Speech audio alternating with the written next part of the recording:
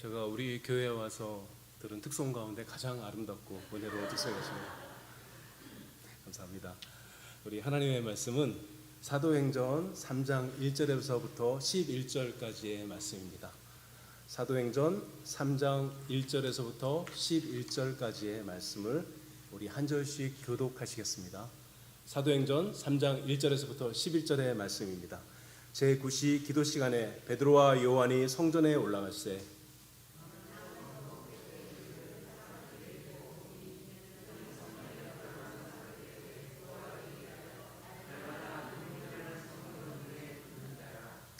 그가 베드로와 요한이 성전에 들어가려 함을 보고 구걸하거늘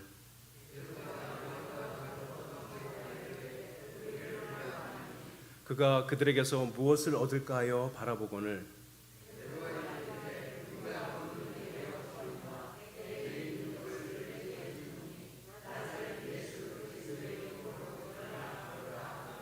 오른손을 잡아 일으키니 발과 발목이 곧 힘을 얻고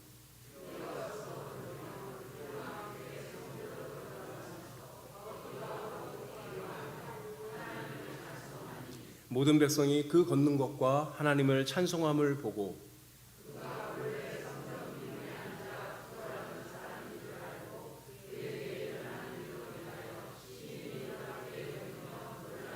(11절) 함께 읽으시겠습니다. 나은 사람이 베드로와 요한을 붙잡으니 모든 백성이 크게 놀라며 달려나아가 솔로몬의 행각이라 불리우는 행각에 모이거늘. 아멘. 오늘 읽은 말씀은 신약교회가 막 시작할 무렵에 일어난 특별한 기적 하나를 소개하고 있습니다.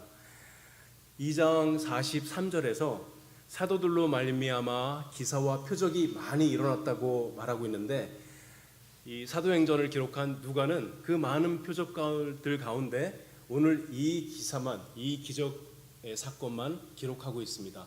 이렇게 이 사건만을 기록한 것에는 이 사건이 갖는 특별한 메시지가 있기 때문이죠. 1절에서 베드로와 요한이 제9시 기도 시간에 성전에 올라갈 때 일이라고 말씀하고 있습니다. 이스라엘 사람들은 하루에 3번 기도했죠. 3시, 6시, 9시인데 성경에서 읽다가 시간이 나오면 6시간을 더하면 우리들의 시간하고 똑같아요. 그러니까 3시는 몇 시예요? 9시, 오전 9시, 6시는 낮 12시, 그리고 제9시는 오후 3시죠. 오후 3시 기도 시간에 베드로와 요한이 기도하기 위해서 성전에 올라갈 때 일입니다. 자리를 미리 잡아야 되니까, 우리들하고 똑같죠? 자리를 미리 잡아야 되니까 30분이고 20분이고 혹은 1시간 정도 일찍 성전에 올라갔을 겁니다. 그때 올라갈 때 마침 사람들이 한 사람을 메고 와서 성전 문 앞에 놓아두죠. 2절에서 이렇게 말씀합니다. 나면서 못 걷게 된 이를 사람들이 메고 오니 이는 성전에 들어가는 사람들에게 구걸하기 위하여 날마다 미문이라는 성전문에 두는 자라. 성전에는 여러 개의 뜰이 있습니다. 뜰이니까 마당이죠. 먼저는 성전 둘레에 레위인과 제사장만 들어갈 수 있는 마당 뜰이 있어요. 그 다음에 한 단을, 계단처럼 한 단을 낮추어서 이스라엘 남자들만 들어가는 뜰이 있습니다. 그리고 또 한 단을 낮춰서 이스라엘 여자들이 들어가는 뜰을 만들어 놨어요. 그리고 마지막으로 한 단을 낮춰서 이방인들이 모일 수 있는 뜰, 마당을 만들어 놨는데, 이방인의 뜰과 여인들이 모이는 뜰 사이에 있는 문이 있습니다. 이 문을 니카노르 문이라고 하는데, 이 문을 워낙 예쁘게 만들어서 이 문을 미문이라고 했습니다. 그렇죠? 이 미문 앞에 나면서부터 못 걷게 된 사람을 갖다 놓았습니다. 5장 22절에서는 이 사람의 나이가 40여 세라고 했습니다. 태어나면서부터 40 몇 살이 될 때까지 단 한 번도 걸어본 적이 없는 사람입니다. 옛날 개역 한글 성경에는 안진뱅이라고 되어 있죠. 나면서부터 못 걷게 됐다는 말보다 훨씬 더 잘 와닿죠. 못 걸은 정도가 아니라 제대로 일어서 본 적도 없는 사람입니다. 이 사람이 베드로와 요한을 보고 구걸합니다. 어떻게 구걸했을까요? 저를 불쌍히 여겨주십시오. 우리말로 하면 한 푼만 줍시오 그랬겠죠. 그러자 4절에서 이렇게 얘기합니다. 베드로와 요한이 더불어 주목하여 이르되 우리를 보라 하니. 그렇죠. 베드로와 요한이 왜 갑자기 그랬을까요? 불쌍한 사람, 예수님도 모르고 구걸이라면서 안진뱅이 장애인으로 살면서 얼마나 불쌍하냐 이래서 했을까요? 아니죠. 성령 하나님께서 사도들에게만 주는 독특한 계시를 주신 거죠. 이 사람은 내 백성이다. 내가 일으키리라. 사도들의 마음 가운데 성령님께서 사인을 주신 거죠. 사인도 안 주셨는데 내가 한번 고쳐보겠다고 베드로가 나와서 말한 것이 아닙니다. 성령님께서 베드로와 요한에게 독특한 마음에 독특한 계시를 주셔서 베드로와 요한이 이 일을 할 수 있게 해주셨죠. 베드로의 말을 듣고 이 남자는 한 푼이나 얻을까 해서 베드로와 요한을 쳐다봅니다. 그때 놀라운 말을 하게 됩니다.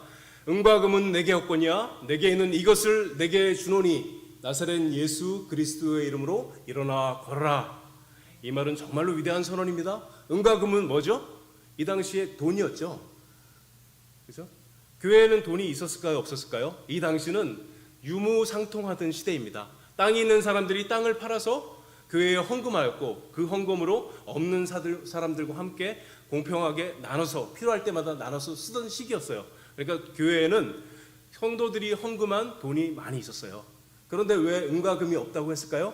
이 사람에게 지금 필요한 것은 돈이 아니라 이 사람의 근본적인 인생의 문제를 해결하는 것이었기 때문입니다. 베드로가 이 남자의 오른손을 붙잡아 세우니까 이 남자가 걷기도 하고 뛰기도 하고 소리 지르며 하나님을 찬양합니다. 완벽하고 완전하게 낫는 기적이 일어났습니다. 이 남자가 달려가서 베드로와 요한을 붙듭니다. 왜 붙들었을까요? 묻고 싶은 거죠. 나에게 지금 일어난 일이 무엇입니까? 이게 어떻게 된 것입니까? 예수는 누구입니까? 묻고 싶었던 것이죠. 그렇죠? 그러자 수많은 사람들이 몰려들었습니다. 이 안진뱅이가 누군지 알았기 때문에 몰려든 것이죠.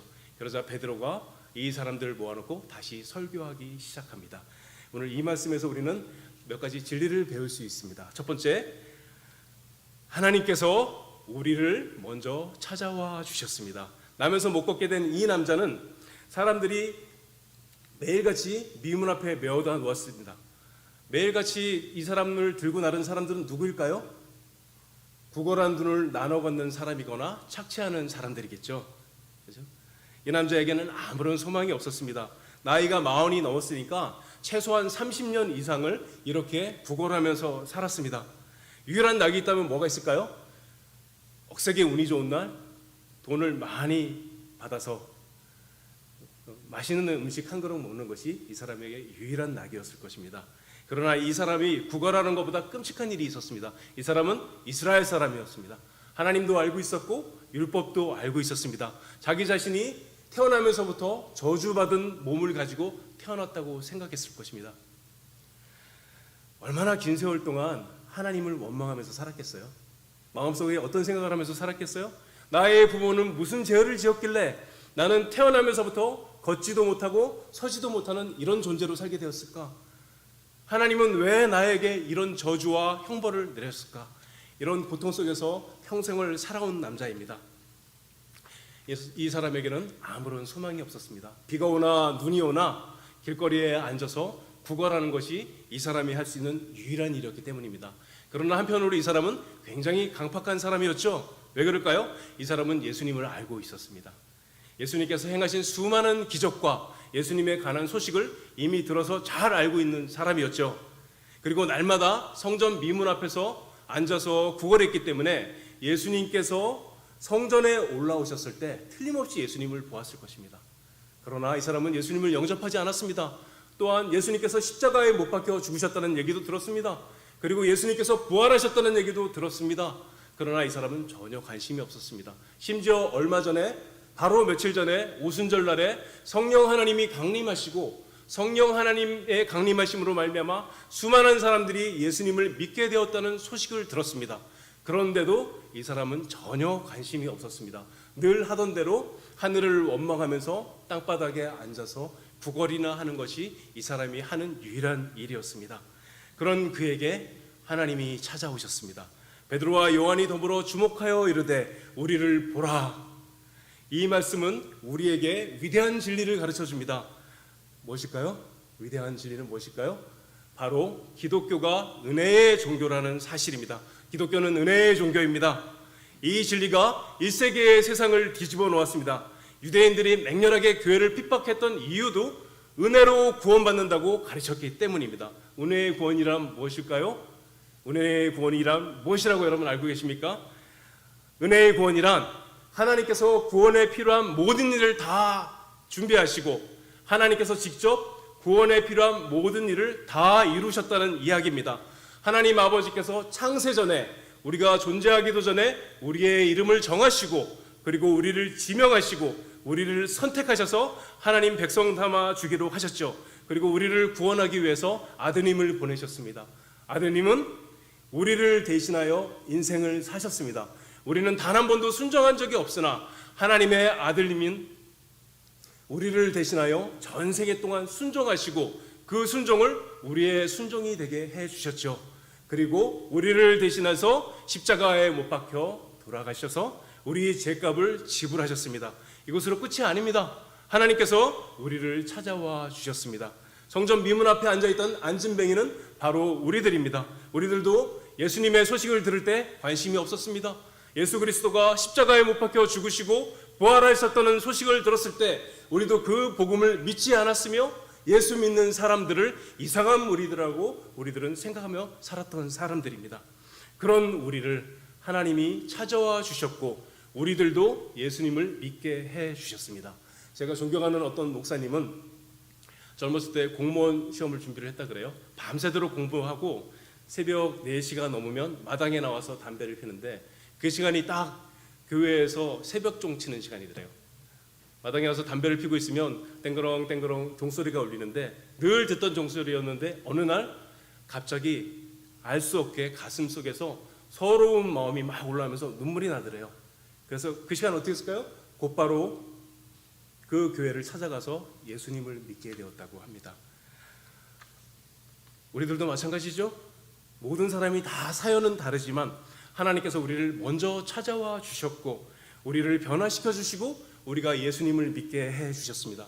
성령님께서 우리의 가슴에 예수의 피를 발라서 우리의 영혼을 거듭나게 하시고 예수 믿는 사람으로 변화시켜 주셨습니다. 그리고 하나님께서 우리를 그리스도와 하나가 되게 하셨죠. 우리는 그리스도와 한 몸이 되었습니다. 이게 얼마나 놀라운 사실인가 하면요, 우리가 예수님과 한 몸이 되었기 때문에 우리는 천국에 가기 싫어도 갈 수밖에 없는 존재들로 변하게 되었습니다. 예수 믿는 사람이 지옥에 간다면 어떻게 될까요? 예수님도 함께 가셔야 됩니다. 한 몸이기 때문에. 이보다 더 안전한 구원은 없죠. 우리를 그리스도와 한 몸으로 삼아서 완전한 구원을 우리에게 선물로 주셨습니다. 그래서 기독교는 은혜의 종교입니다. 세상에 수백 개, 수천 개의 종교가 있어도 모든 종교는 다 어떻게 가르칩니까? 너희가 스스로 노력해서 구원을 얻어라, 이렇게 가르치고 있죠. 오직 기독교만이, 오직 우리가 믿는 예수 그리스도만이 우리에게 은혜의 구원을 선물로 주셨습니다. 기독교만이 은혜의 종교입니다. 그래서 옛 성도들은 다 어떻게 찬양했어요? 구약의 모든 성도들이 항상 찬양했던 가장 큰 찬양의 제목은 하나님의 은혜였습니다. 여호와로라 여호와로라, 자비롭고 은혜롭고 노하기를 더디하시고 인자와 진실이 많으신 우리 하나님이로다. 아멘. 우리들도 이렇게 날마다 우리 하나님의 은혜와 끝없이 우리에게 베풀어 주시는 하나님의 사랑을 찬양할 수 있는 존재들이 되어야겠습니다. 두 번째로, 하나님께서 예수님을 만왕의 왕으로 세우셨습니다. 안진뱅이에게 베드로와 요한이 우리를 보라 하니까 이 사람은 무엇을 얻을 줄 알고 베드로와 요한을 쳐다봅니다. 그래서 베드로가 말합니다. 6절을 다 함께 읽으시겠습니다. 6절, 베드로가 이르되 은과 금은 내게 없거니와 내게 있는 이것을 내게 주노니 예수 그리스도의 이름으로 일어나 걸으라 하고. 아멘. 베드로의 이 말은 위대한 선언입니다. 왜 위대한 선언일까요? 세상이 교회를 향한 질문에 대한 대답이기 때문입니다. 다시 한번요. 이 선언이 왜 위대한 선언일까요? 사람들이 교회를 향하여 질문합니다. 나사렛 예수가 살아있을 때 수많은 기적 행한 것을 내가 알고 있다. 그런데 십자가에 못 박혀 죽지 않았느냐? 그런데 너희들은 예수가 부활했다고 말한다. 그러면 부활한 나사렛 예수는 지금 어디서 무엇을 하고 있느냐? 이 질문에 대해서 베드로가 대답합니다. 예수님은 부활하셨고 지금 만왕의 왕으로 하늘에 앉아서 우주를 통치하고 계신다. 나사렛 예수 그리스도의 이름으로 일어나 걸어라. 예수님이 만왕의 왕으로 통치하고 계신다는 사실을 이렇게 선포한 것입니다. 베드로는 사도행전 2장에서 오순절날 성령 강림 때 모여든 사람들에게 이렇게 설교합니다. 이스라엘 사람들아 들으라. 너희가 선지자들이 약속한 메시아를 십자가에 못 박아 죽였다. 그러나 하나님께서 그를 살리셨고 오른손으로 높이 들게 하셨다. 그 다음에 시편을 인용해서 말합니다. 내가 내 원수로 발등상이 되게 하기까지는 너는 내 우편에 앉아 있으라 하셨도다. 이 예수를 하나님이 주와 그리스도가 되게 하셨느니라. 아멘. 예수님이 하나님 보좌 우편에 앉아 있다는 얘기는 무슨 말일까요? 예수님이 만왕의 왕으로 앉아 계시다는 말이죠. 3장에 이어지는 설교에서 베드로는 또 이렇게 이야기합니다. 만물을 회복하실 때까지는 하늘과 땅이 그를 마땅히 받아들이라. 마지막 재림하실 때, 심판하실 때까지 그리스도는 만왕의 왕으로 하늘에서 통치하고 계십니다. 사랑하는 여러분, 예수님은 만왕의 왕이시고 만주의 주이십니다. 은혜와 권능으로 교회와 우주를 지금 통치하고 다스리고 계십니다. 그렇기 때문에 우리는 베드로와 마찬가지로 담대하게 예수 그리스도를 선포할 수 있습니다. 왜냐하면 예수님이 왕권으로 악마의 세력을 막으시고 교회를 보호하시고 죽어있던 영혼들을 살리실 것이기 때문입니다. 어떤 교회들은 사회활동을 많이 해서 굉장히 유명합니다. 어떤 교회들은 구제를 많이 해서 굉장히 유명합니다. 어떤 교회들은 정치활동을 많이 해서 굉장히 유명합니다. 다 좋습니다. 그러나 이런 일들은 교회가 아닌 집단에서도 다 할 수 있는 일입니다. 교회는 교회가 아니면 할 수 없는 일을 해야 합니다. 신학대전을 쓴 위대한 신학자 토마스 아퀴나스가 어느 날 교황 인노켄티우스를 찾아갑니다. 인노켄티우스 교황이 아퀴나스에게 수많은 돈을 보여줍니다. 그러면서 아퀴나스여 보시게 이제 교회는 부자가 되었다네. 더 이상 베드로가 얘기한 것처럼 우리는 은과 금이 없다고 사람들에게 말할 필요가 없게 되었다네. 그래서 아퀴나스가 얘기합니다. 네, 맞습니다, 교황님. 그러나 그 대신 교회는 나사렛 예수 그리스도의 이름으로 걸으라고도 말할 수 없게 되었습니다. 교회를 교회되게 하는 것은 다른 것이 아닙니다. 교회를 교회되게 하는 것은 오직 예수 그리스도입니다. 교회가 세상에 주어야 할 것도 예수 그리스도입니다. 안진뱅이의 근본적인 문제는 은과 금, 돈이 없는 것이 아니었듯이 세상에 살아가는 모든 사람의 근본적인 문제도 은과 금이 없는 것, 돈이 없는 것이 아니라 죄의 문제입니다. 이 문제를 해결하신 유일한 분은 예수 그리스도입니다. 그러므로 우리들은 왕의 권능 아래서, 예수님의 왕권 아래서 담대하게 베드로처럼 선포할 수 있습니다. 나사렛 예수의 이름으로 일어나 걸어라. 그렇죠? 이것이 교회의 본질이고 우리가 세상에 주어야 할 것들입니다. 바울은 디모데에게 편지하면서 하나님의 교회는 진리의 기둥과 터라고 가르쳐 주었습니다. 교회는 진리의 기둥과 터입니다. 이 말이 무슨 말일까요? 광화문에 가면 이순신 동상이 있죠. 동상이 어디에 서 있어요? 땅, 터 위에 사각형의 기둥을 세워놓고 그 위에 이순신 동상이 세워져 있습니다. 왜 그렇게 세웠을까요? 어디에서 누가 봐도 이순신 동상이 잘 보이게 하기 위해서이죠. 교회가 진리의 기둥과 터라는 말은 마찬가지입니다. 우리들 교회라는 기둥 위에 예수 그리스도가 세워져 있는 것입니다. 누가 보든지 어디서 보든지 교회를 바라볼 때 교회는 예수 그리스도가 밝히 보여야 됩니다. 예수님이 높이 들려서 우리 예수님만 보여야 됩니다. 교회는 예수님만 빛나야 합니다. 교회는 하나님께서 예수님을 만왕의 왕으로 세우셨기 때문에 언제든지 예수 그리스도의 복음만 울려 퍼져야 하고 예수 그리스도만 반짝여야 합니다. 그러므로 우린 더 이상 우리 자신을 자랑해서는 안 됩니다. 우리 자신을 자랑해서는 안 됩니다. 우리가 자랑할 것은 바로 이것입니다. 저는 지금도 땅바닥에 엎드려서 먼지나 먹는 안진뱅이입니다. 주님 저를 불쌍히 여겨 주시옵소서. 이것이 모든 성도들의 자랑이고 신앙 고백이어야 합니다. 이 세상에서 가장 못난 사람이 어떤 사람일까요? 교회에 와서 자기를 높이며 자랑하는 사람입니다. 자기를 높이며 자랑하는 사람에게는 예수 그리스도가 없습니다. 그것이 무엇이 되었건 우리는 우리를 자랑하는 삶을 다 내려놓고 우리 위에 왕이신 예수 그리스도만 반짝이며 빛나게 만들어야 합니다. 그것이 우리가 해야 할 일입니다. 예수 그리스도만 자랑하라고 하나님께서 우리를 구원하셨습니다. 우리가 예수 그리스도만 자랑할 때 우리들도 베드로처럼 능력 있게 말할 수 있습니다. 나사렛 예수 그리스도의 이름으로 일어나 걸으라. 그렇죠? 세 번째로 하나님께서 지금도 교회에 기적을 베푸십니다. 베드로가 나사렛 예수 그리스도의 이름으로 일어나 걸으라고 선언하니까 기적이 일어났습니다. 7절과 8절을 제가 읽겠습니다. 오른손을 잡아 일으키고 발과 발목이 곧 힘을 얻고 뛰어서서 걸으며 그들과 함께 성전으로 들어가면서 걷기도 하고 뛰기도 하며 하나님을 찬송하니 40년 동안 단 한 번도 걸어본 적이 없는 사람이 관절이 굳고 근육이 이미 다 사라져 버린 상태인 사람이 병원에서 수술을 한다 그래도 바로 일어나서 걷는 것은 불가능한 일이죠. 기부스만 해도 어떻게 돼요? 한동안 못 움직이죠. 재활 훈련을 해야 움직일 수 있습니다. 그런데 하나님께서 근육을 새로 만들어 주시고 힘줄에 힘을 주시고 관절을 부드럽게 해주셔서 바로 그 즉시 뛰고 걷고 점프할 수 있게 만들어 주셨죠. 완전하게 치유해 주셨습니다.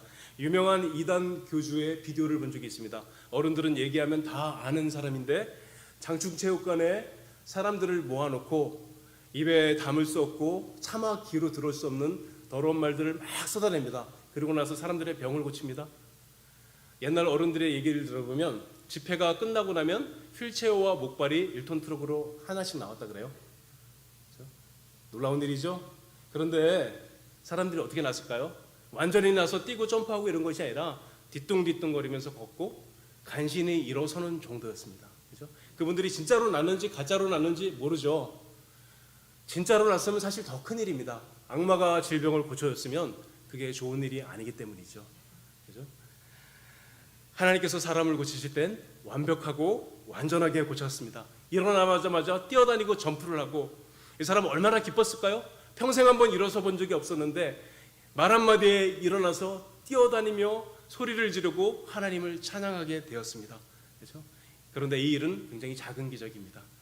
이 사람은 오랫동안 성전 미문 앞에 앉아 있었기 때문에 많은 사람들이 이 사람이 누군지 알고 있었습니다. 수십 년째 그 자리에서 구걸하던 사람인데 뛰어다니니까 사람들이 놀랐죠. 그 사람들이 다 몰려오자 베드로가 그 사람들에게 설교합니다. 그 설교를 듣고 그날의 그 말씀을 듣고 믿은 사람이 5,000명입니다. 5,000명의 사람이 구원을 얻었죠. 한 사람의 장애인이 몸이 나아서 뛰어다니는 것과는 비교할 수 없는 기적이 일어난 것입니다. 오늘날도 마찬가지입니다. 하나님께서 질병을 고친 것과는 비교도 할 수 없는 기적을 교회에 베풀어 주십니다.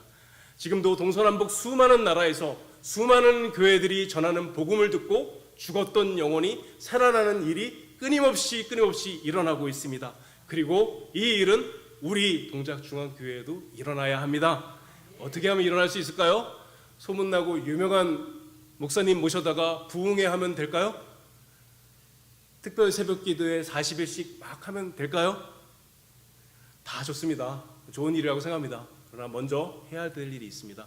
매주 우리가 정기적으로 드리는 예배 가운데 은혜를 회복해야겠습니다. 매주 우리가 드리는 예배 가운데 은혜가 충만해지고 우리의 영혼이 새로워지고 우리의 영혼이 부드러워지는 일이 무엇보다 먼저 있어야 합니다.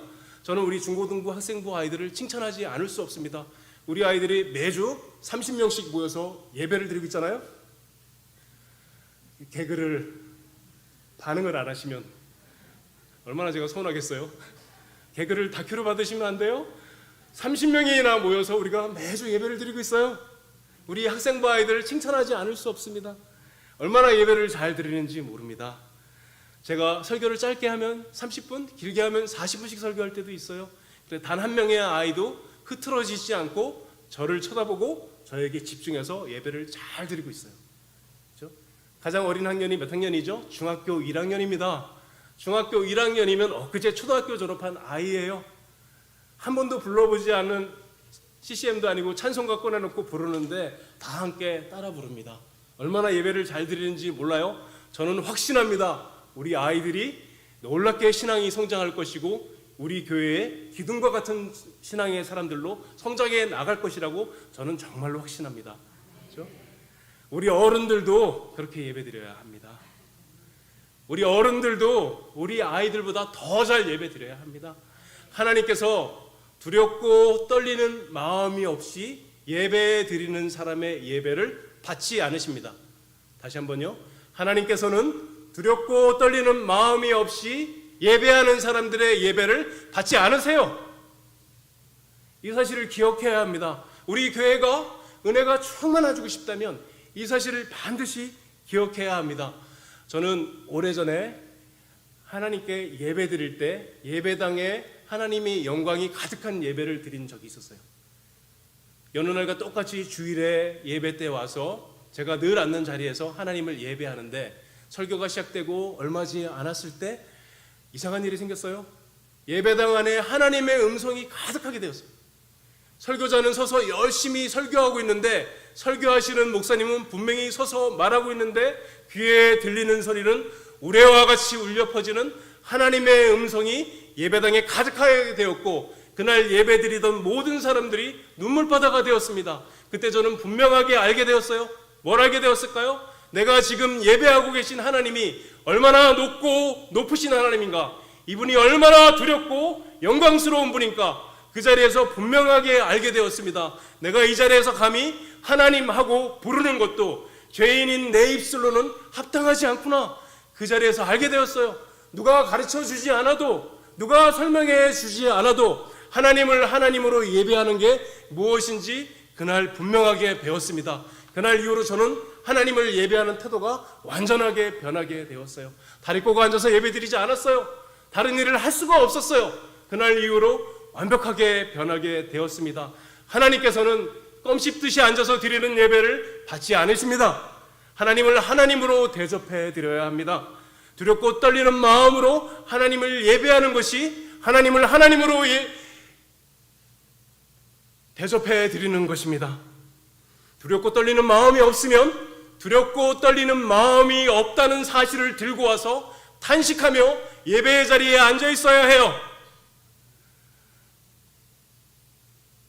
우리 모두가 그렇게 예배를 드린다면 그 예배는 틀림없이 생명의 시간이 됩니다. 예배는 생명이 가득한 시간이 됩니다. 예배 가운데 생명의 역사가 가득하게 되면 우리의 예배는 기적의 시간이 될 것입니다. 우리의 예배가 기적의 시간이 되면 안진뱅이가 일어난 것을 보고 사람들이 놀라서 몰려왔듯이 우리 교회에 나타난 기적의 역사와 생명의 역사를 보고 사람들이 놀라서 우리 예배당으로 몰려오게 될 것입니다. 우리의 예배가 이런 예배가 되기를 바랍니다. 우리의 교회가 이런 교회가 되기를 바랍니다. 우리 그렇게 될 수 있습니다. 어떻게 하면 될까요? 오늘 다짐하셔야 됩니다. 하나님, 제가 오늘 이후로부터 두렵고 떨리는 마음으로 하나님을 예배하겠습니다. 그동안 드렸던 모든 잘못된 예배의 태도를 다 내어버리고 마음을 다하여 하나님을 예배하는 자로 지금 이 순간부터 변하겠습니다 하고 우리 모두가 결단해야 합니다. 우리 모두가 우리 하나님을 그렇게 예배하기로 결심한다면 우리의 교회는 변화될 것이고 우리의 예배는 변화될 것이고 우리의 예배당 가운데 하나님의 영광이 가득하게 될 것이고 생명의 역사가 가득한 교회로 변화되게 될 것입니다. 우리 모두 그렇게 하기를 바랍니다. 우리 모두 그렇게 해야 합니다. 오늘 이 시간 이후로 우리 모두들이 그렇게 다짐했으면 좋겠습니다. 두렵고 떨리는 마음으로 하나님을 예배하는 것이 우리들의 마땅한 본분이며 우리가 누릴 수 있는 가장 큰 복락인 것입니다. 성령님, 제가 하나님을 예배하러 왔는데 아무런 마음이 없어요. 아무런 느낌도 없고 아무런 감동도 없고 아무런 기쁨도 없고 두렵고 떨리는 마음도 없고 드리나마나한 예배를 앉아서 드리고 있습니다. 저를 불쌍히 여겨주셔서, 제발 저를 불쌍히 여겨주셔서 저를 고쳐주시옵소서. 살아계신 하나님이 이 자리에서 예배를 받고 계시며 두렵고 떨리는 하나님이 지금 여기에 계시온데 내가 두렵고 떨림이 없이 예배하는 것은 옳지 않습니다. 저를 고쳐주시옵소서 하고 날마다 예배 전에 기도하는 우리들이 되었으면 좋겠습니다. 기도하겠습니다. 우리 기도할 때 다 같이 한번 기도했으면 좋겠습니다. 하나님, 저희를 고쳐주시옵소서. 무엇보다 먼저 저 자신을 고쳐주셔서 예배의 태도를 바꿔주시옵소서. 이전에 하나님을 하나님으로 대해드리지 못한 죄 용서하여 주시옵고 이제부터 마음을 변화시켜 주시어서 두렵고 떨리는 마음으로 예배자가 되겠습니다 하고 다 한번 기도하겠습니다. 아버지 하나님 용서하여 주시옵소서. 살아계신 하나님, 두려우신 하나님을 함부로 예배하였나이다. 하나님 앞에 설 때마다 아버지 하나님을 향하여 두려움이 없이 예배드렸던 죄악을 용서하여 주시옵소서. 이제 변화되기 원하옵나이다. 이제 새로워지기 원하옵나이다. 하나님이여 고쳐주시옵고 새롭게 하여 주시옵소서.